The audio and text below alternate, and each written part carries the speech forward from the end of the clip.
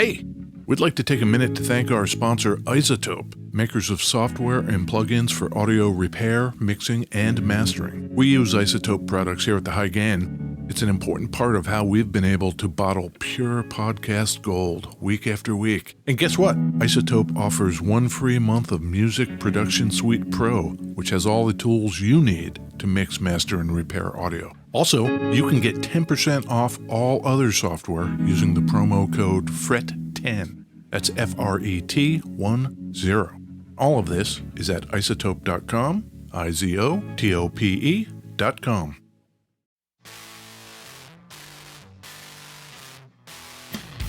Hey, this is Ed Peterson. And this is John Kiltica, Ed. John, it's the High Gain Podcast. In the same room. We are totally raw dogging this one. No masks. It's crazy. I want to say it feels good, but it just feels kind of weird. Then maybe I shouldn't be sitting like a foot away from you breathing on you.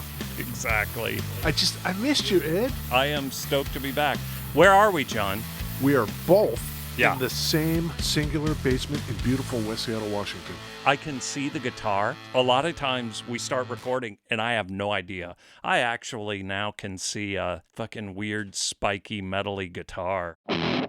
Yeah, like that. It's got a Floyd Rose on it. You know that's metally.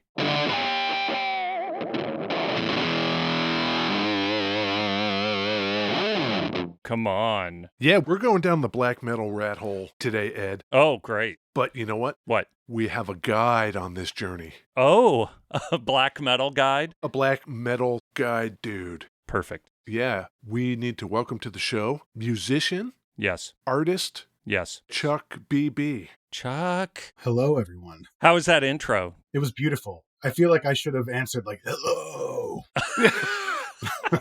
Yeah. How do we know each other, Chuck? That is a good question. How do we know each other, Ed? Let me tell you, I believe it's from the magical world of comics and specifically our interactions at comic conventions as well. Yeah. You did come to Seattle, right? Like you went to Emerald City a bunch.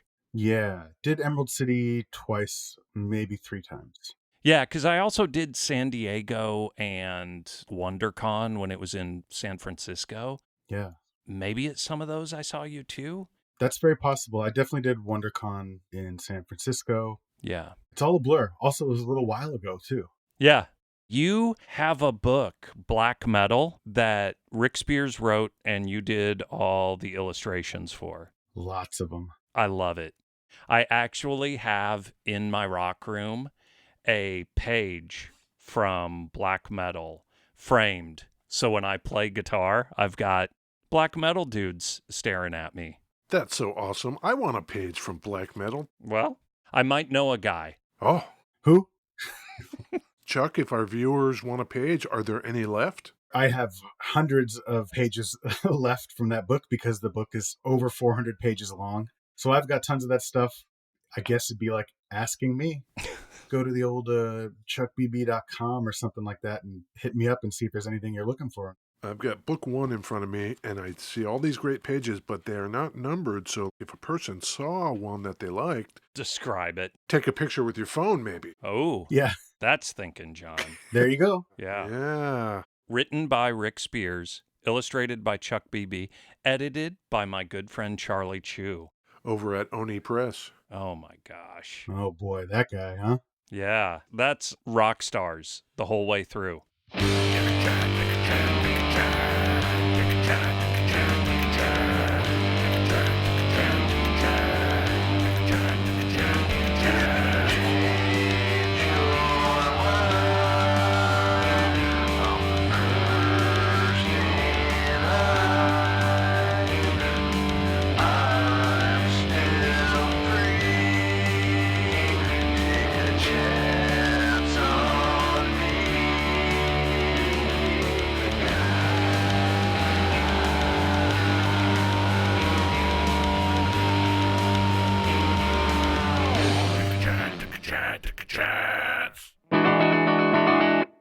Beverages. Beverages, Ed!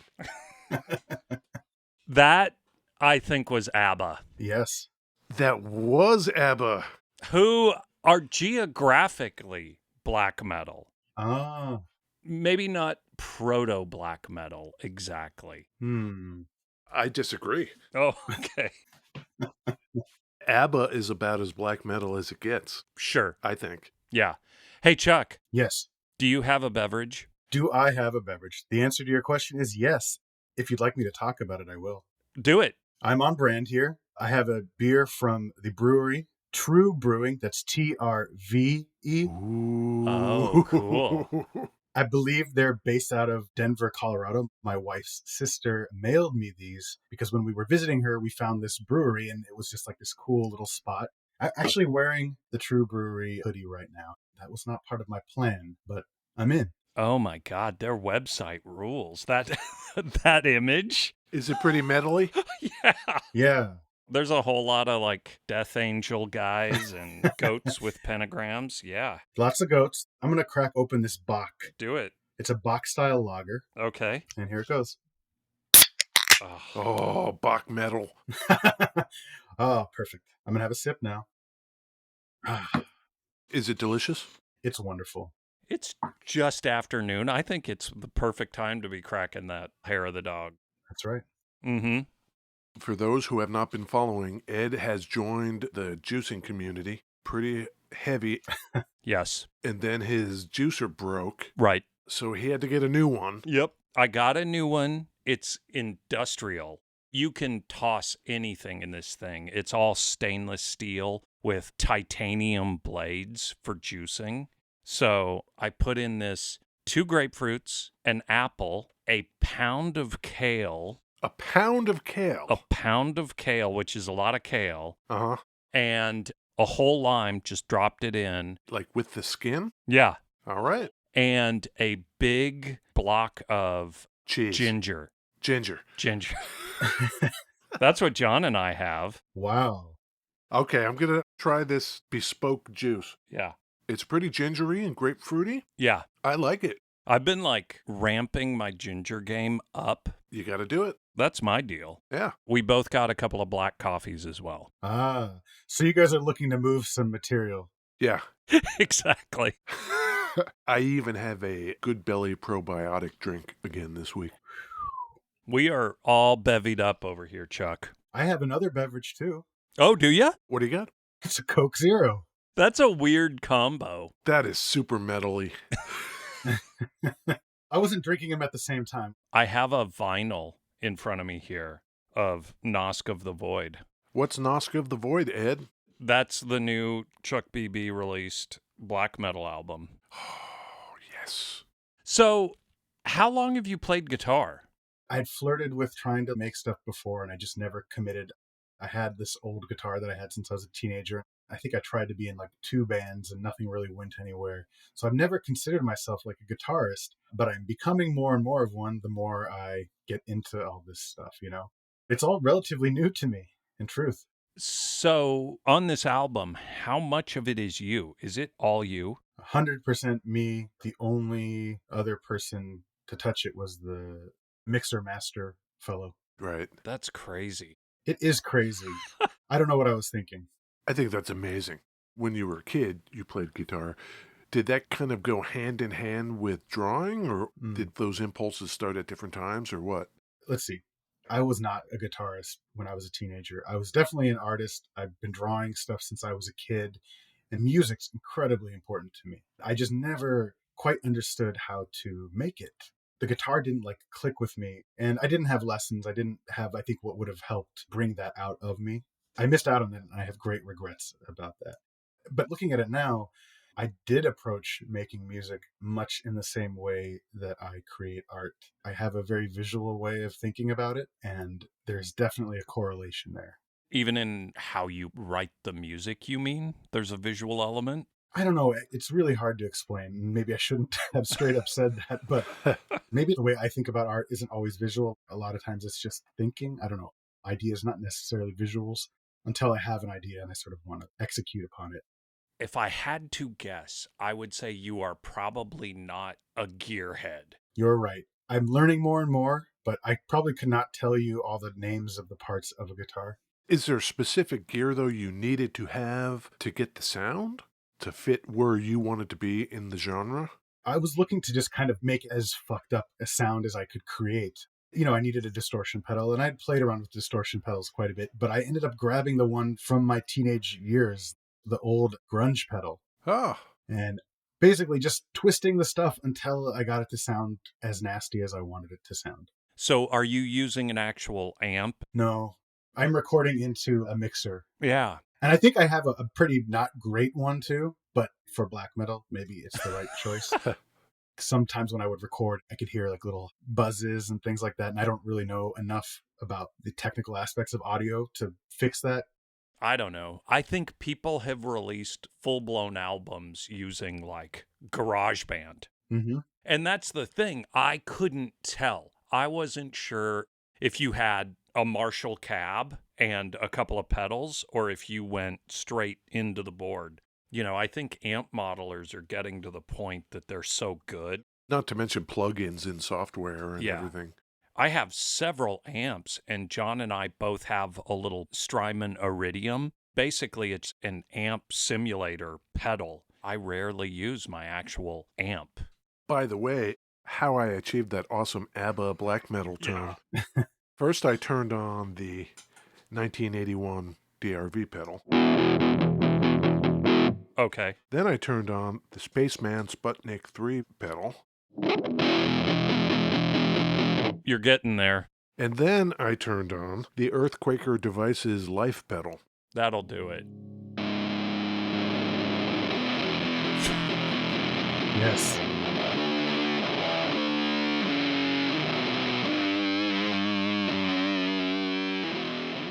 Yeah, it's just, for those who want to know. Perfect. I love it.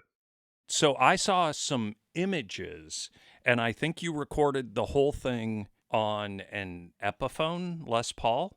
Yes, that is correct. And then I saw a really great picture of an Epiphone Les Paul with the headstock laying on the ground and the rest of the guitar not laying on the ground. What happened, Chuck? Well, that's when I learned about one piece of gear, strap locks. Oh. Yeah. And, there's always the hard way to learn things. When I was making the album, I was kind of like basically taking any time I could find anywhere in between work and life to record stuff. So I would get up in the morning and maybe between like 6 and 8 before I got ready for work, I would try to record something, see what happened. And, sometimes at that time you're a little groggy, so you want to get your coffee and you reach for the coffee and then the guitar falls headfirst onto the ground. And then you have to cry and be very upset, and then you have to go to work after that. What did you do? Did you just find another guitar, or did you repair that one? I immediately asked people, who can repair this? And a lot of people came back with some answers, but I went on Yelp and I found a guy that had a lot of nice reviews, and I was like, you want to do this? He said, bring it on over. I was through recording 3/4 of the album before I got that guitar back. Wow. You're wondering, how did I record 3/4 of the album without that guitar? That very day I went to work and they had like one of these sort of like employee happiness lunch gatherings with all the animation department. And there was a raffle for a guitar, like a Fender Squier, like a box with an amp, like a rock and roll in a package kind of thing. Right, exactly. I didn't win it, but I talked to the guy that did, and he didn't have any interest in guitars and was a very nice fellow and just gave it to me. Destiny. That's insane. The same day. That is pretty crazy. So without being a gearhead, tonally the difference between a Les Paul and a Strat is pretty dramatic. Yeah. Did anything change? Did you make different songs when you got the new guitar? I think so. Also, like, it's a lighter guitar. Huh. Right. And it turned out to be totally great. I realized a lot about guitars in that moment. It's a cheaper end guitar, but it's perfect. Sure. I was able to make the tunes come out and make the sounds that I wanted. I think it probably did affect the vibe, and maybe it made it a little more appropriate in some ways. Huh. Could you call out a song that you think the main guitar line was written on a Strat? The first song on the record, actually, Rest Eternal, which is definitely one that people respond to pretty favorably. That one was recorded on the Squier.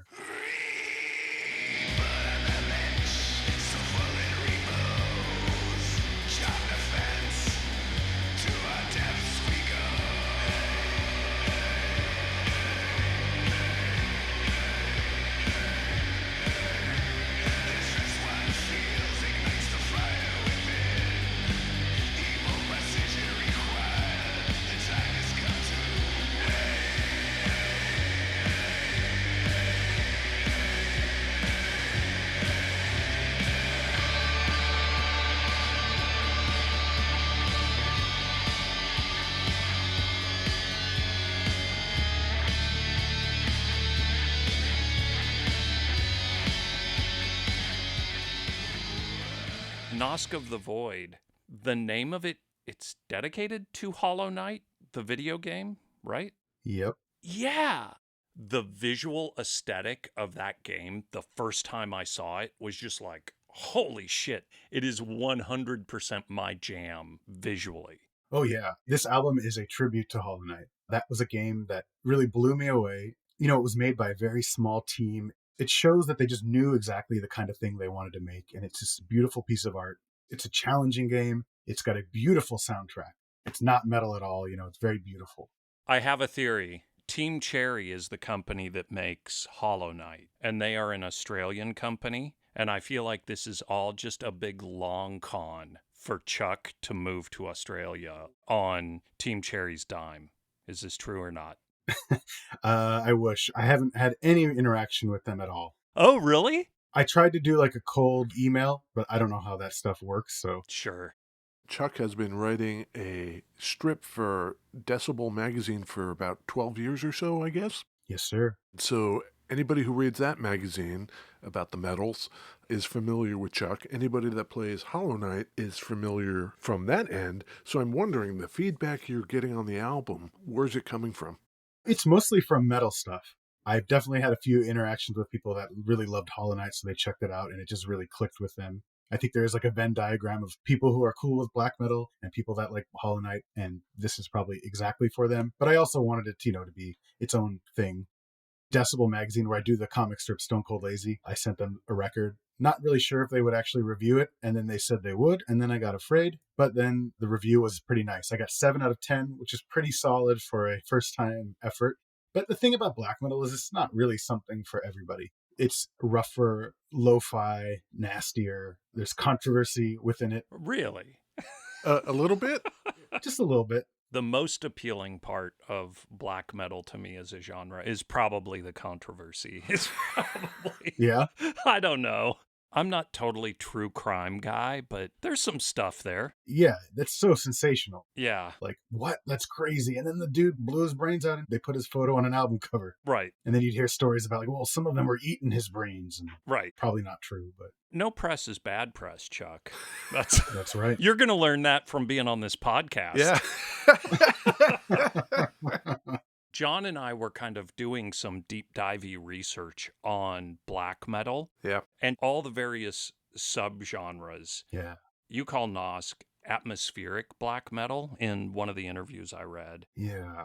I would not categorize every song as the same style of black metal, if that makes sense. Yes. Like Glory Within is pretty hard. It's got the double kick drums. And then it goes into Grub Hunter, which might be my favorite song on the album. Oh, cool. It's mine. And that's slower grindcore kinda. I think it may be Doom kind of. Yeah, yeah. But you know what I mean? Like tonally, those two songs back to back. I've got a favorite. I would like to play a little of it. Oh my God. Yeah. Do you like Tell Me Old Timer? Yes, I'm ready.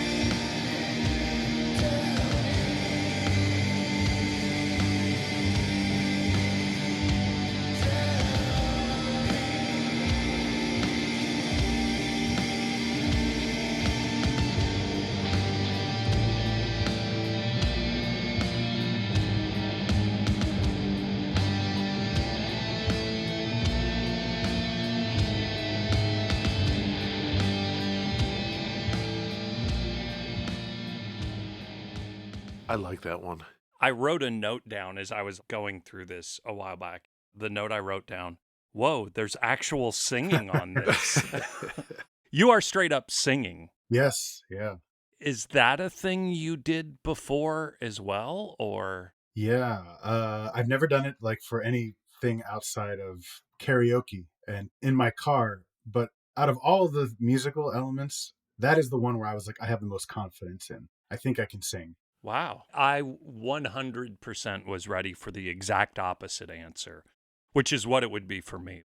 It feels like the most personal, that is the most a person can put into the art. Yeah. While it is a tribute to Hollow Knight, it is a very personal album. It's partially about the game. It is certainly also about the experience of playing the game and of being a real person, looking at death. That's the theme throughout, death and perseverance. But I don't know. I wasn't really planning on doing clean vocals. It's just something that I knew I could do. Not everything had a lot of plans. Often I would just write lyrics and then the song would sort of just happen. The thing on Tell Me Old Timer where I had like the growling vocals and did these clean singing vocals over them. Kind of sounds cool and it's still spooky. I like that layering of the two different vocal effects. It really adds a larger spatial feeling to it. Well, thank you. That was recorded in my bathroom. Nice. Hey, John. Yeah. What guitar was he playing on that song? On that one? Oh, man. Was it the Les Paul? Yes. Pretty humbuckery. Yeah, exactly. This thing has humbuckers, Ed. Oh, we've got a guitar here, Chuck. Should we talk about this guitar you're holding? This is a V-shaped guitar. Flying V. And it is a DBZ guitar. Those of you familiar with the metal-y guitars made by Dean in the 70s will know that Dean's last name is Zielinski and his middle name is B, DBZ. So after he sold the Dean Guitar Company, he started up DBZ Guitars. Dean is the guy who was like the rock star of guitar makers. I just seem to remember bikini girl pictures and stuff from the 70s. He was that guy. Yeah. He starts up DBZ Guitars in 2008. Oh, these are new. Fairly new, but there must have been some bad blood or something. He left it all behind just 4 years later in 2012. Had it. So this is a V-style guitar with two humbuckers, a florid rose to get your wham wham on. Sure. And it's pretty metally. Woo.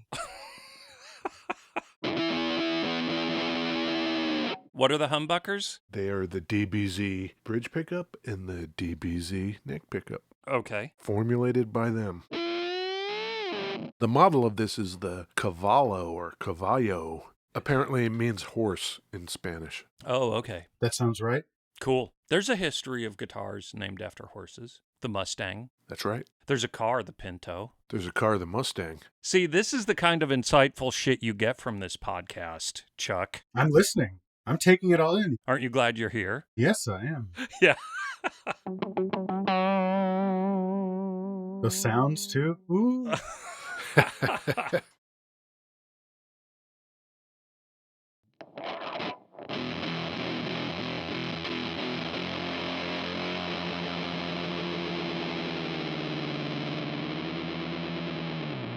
Can you do some tremolo picking? Ooh.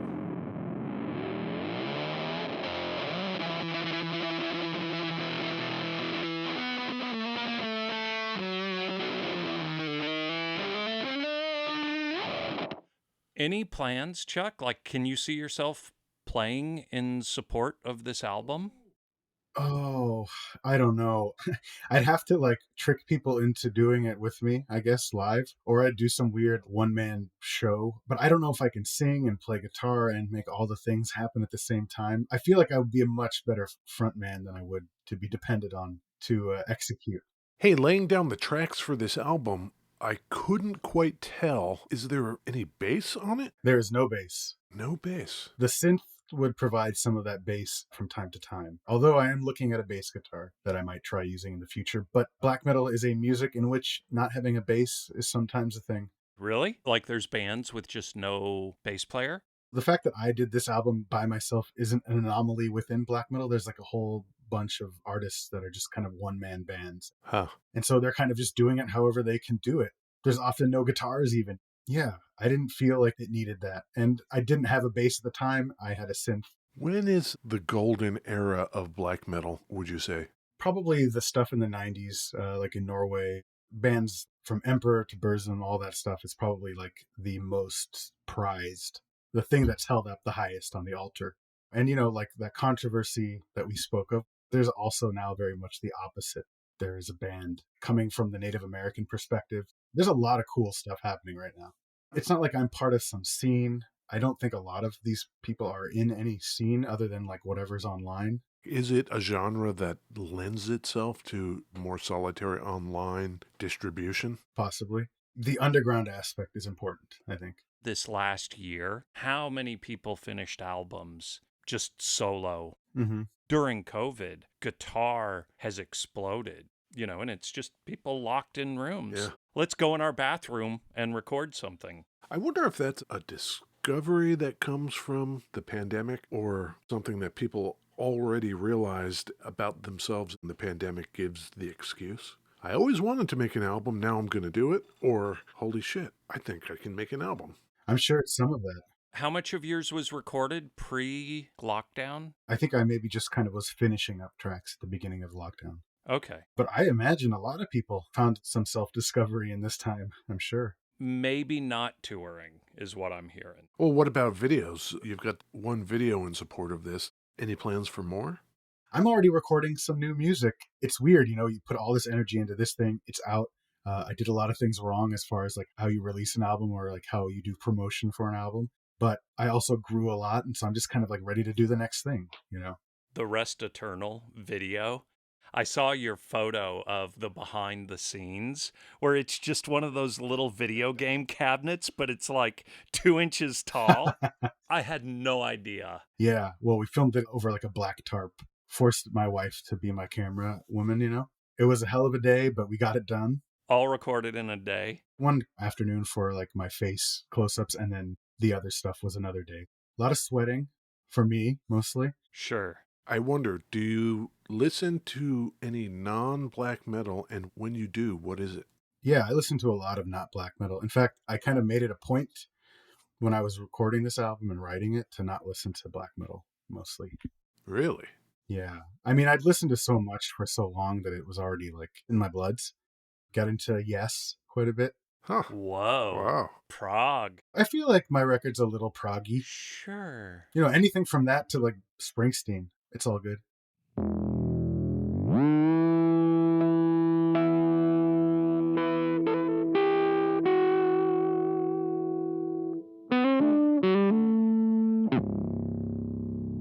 Is this Yes? Yes. I don't know if I know much Yes. What about Tangerine Dream? Man, I have this thing where I think American cinema peaked in like 1978 Really? or something. There's so many good movies from the 70s. I've seen several movies recently with Tangerine Dream, and man, their soundtrack stuff is so killer. Yeah. Yeah, I love it. There's a lot of wonderful progressive music to be found out there. Okay, I'm all in on the prog route now. One of my all-time favorite bands is a band called Ulver. I would highly recommend, if you want to get wild, check out their first 3 albums. It's this trilogy of albums. One of them is the most raw black metal that you could hear. It just sounds like it was recorded in the woods in a toilet. Interspersed in there is some like beautiful classical guitar playing just to show you that they know what they're doing. The next album after that is a cappella and sort of like old folk European music. And then the third one is basically taking those two and bridging a gap. From then on, they basically dropped the black metal thing. Their last album, maybe one of their best in a while, a synth pop album. The Assassination of Julius Caesar. I am very interested in that album, just from the title and the cover. Right, because you liked when Julius was assassinated. That was my shit. I love it. Oh, you kidding me? What's next, Chuck? Where does Chuck go next? I'm recording some stuff, more music, some more black metal. I think it's next level for me. I've definitely taken all the stuff that I've learned and I'm getting in there. I don't have much to say about it yet. A lot is already written, recorded, and I think I'm maybe going to put it out on a split with another artist. Ooh. What about art? I still do the strip at Decibel, Stone Cold Lazy, every month. I have done for a cigar magazine a crazy comic series for the past little while, like 3 pages in each issue of their magazine. The magazine's called Cigar Press. The character's called Gar the Barbarian, and he's just like a barbarian who's smoking a stogie. Actually, his sword is a cigar, a magical cigar that unravels to reveal a sword, of course. So good. Really, what's next for me is I need to get my ass in gear as far as having Instagrams and all that stuff. It's crazy how much changes when you step away from social media stuff and then you come back and it's just a nightmare landscape of a million different platforms. That's my next job. You ducked out like early Trump, right? You were gone for that whole shit show. Yeah, that was probably what pushed me out completely. I was very progressive in my views. Not like crazy progressive, but I thought Trump was a diarrhea. Yes. And, I said it a lot. And unfortunately, like some people are people that you like that were offended. Oh, sure. Yeah. Whoa. I think we did a great job, Chuck. Oh, I think so. All involved did a tremendous job. Thank you. We're back. We're raw dogging it from here on out. That's what the kids say, right? Is that what they say? Yeah, that means you're not wearing a mask. Is that what that means? I think that's exactly what that means. Okay. I don't think there's any alternative interpretations. No. Chuck, you already mentioned chuckbb.com. Yeah, chuckbb.com or noskaofthevoid.com. For those of you that have the internet machine, check those out to see what Chuck is up to. Look at some of his comics. Yep. In Decibel Magazine, look at Black Metal. Yep. You can still, I think, pick up the omnibus from Oni Press. Yes, I'm expecting that big bump. That high gain bump. Get ready, Chuck. Rest up for the next few days until this thing releases. Yeah. It's going to go off the hook, I love going off the hook. It's like one thing I can't wait to get off of is the hook. Big hook. Right. They've had it too easy for too long. Sure. Yep. Where can people find us? Ed, I've done something new. What'd you do? If you go to the High Gain Instagram page, Yeah. I have a link to our new link tree. Oh. You can go to our Pinterest and Instagram and Twitter and Facebook and Patreon and... So maybe we don't have to say all that anymore. We can just say, go to the High Gain on Linktree. That just sounds terrible. Does it? I don't know. Chuck knows what's up. Linktree looks like a good idea, guys. If you are wanting to find the high gain, go anywhere. You'll find us. Yeah, we're just waiting. Yeah. Yeah. Patiently. Chuck, I want to thank you very much for coming to talk to us. This has been fantastic. Well, thank you very much. It's been a lot of fun. Cool. Cool. That's all. All right, guys, we'll see you. Bye. Bye.